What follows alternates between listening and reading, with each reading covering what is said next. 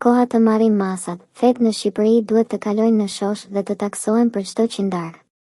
Në Shqipëri, 3 fetë kryesore janë: Islami, i ndarë në Musliman dhe Bektashin; Krishterimi katolik; Krishterimi ortodoks.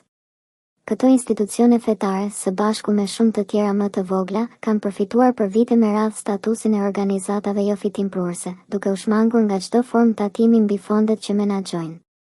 Ndërkohë që predikojnë ndershmëri, sakrificë dhe përkushtim ndaj Zotit, në prapaskin lëvizin shumë amaramendëse parash, dhurata, donacione ndërkombëtare, prona të rikthyera e shumë të tjera. Fondi i tyre i pataksuar?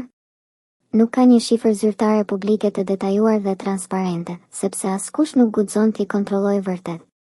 Por, sipas vlerësimeve të ndryshme dhe raportimeve të fshehta mediatike, këto institucione administrojnë miliona euro në prona, parakash, donacione, projekte ndihmash dhe aktivitete të tjera ekonomike të padeklaruara.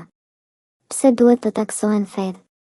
Në një shtet laik, siç është zyrtarisht Shqipëria, asnjë entitet nuk duhet të jetë mbi ligjin. Nëse një biznes paguan taksa për çdo produkt të shitur, nëse një qytetar paguan taksa për çdo rrogë që merr, përse duhet që feja, që lëvron pasuri shumë më të mëdha, të mbetet jashtë këtij rregulli?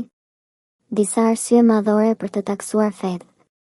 Transparencë për fondet. Publiku ka të drejtë të dijë si shpenzohen paratë që grumbullohen në emër të Zotit.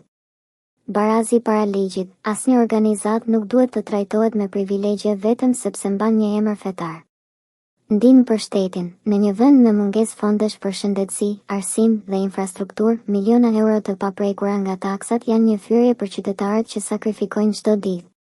Parandalimi i abuzimeve. Kur nuk ka kontroll financiar, rreziku i abuzimit, pastrimit të parave dhe manipulimit të njerëzve është shumë fish më i madh. Ku shkon gjithë kjo pasuri? Rikonstruksione luksoze të xhamive dhe kishave. Blenje makinash të shtrenjta për nevoja institucionale. Udhëtime shpirtërore në vende të shtrenjta. Investime të dyshimta në prona dhe biznese private në emër të komunitetit.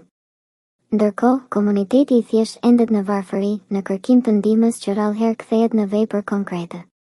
Çfarë duhet të ndodhë? Deklarimi i plotë i të gjitha të ardhurave dhe shpenzimeve të institucioneve fetare. Taksimi progresiv mbi të ardhurat e tyre jashtë funksioneve të drejtpërdrejta fetare.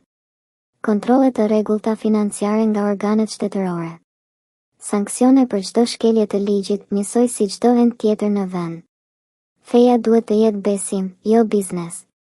Një predikues i vërtet nuk ka frikë nga transparenca. Ai që fshihet pas luksit dhe llogarive të fshehta, ka më shumë për të mbrojtur veten se sa të shpëtojë shpirtrat që thotë se i udhëheq. Është koha të heqim perden e shenjtë që fsheh hipokrizinë ekonomike.